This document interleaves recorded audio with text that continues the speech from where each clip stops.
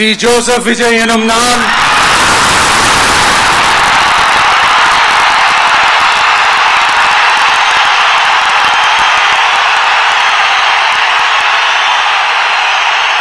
சட்டப்படி அமைக்கப்பெற்ற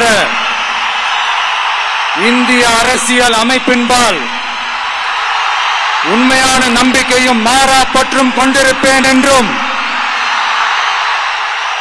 இந்திய நாட்டின் ஒப்பில்லாத முழு முதல் ஆட்சியையும் ஒருமையையும் நிலை நிறுத்துவேன் என்றும்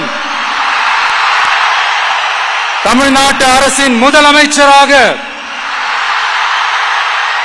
உண்மையாகவும் உளச்சான்றின்படியும் என் கடமைகளை நிறைவேற்றுவேன் என்றும்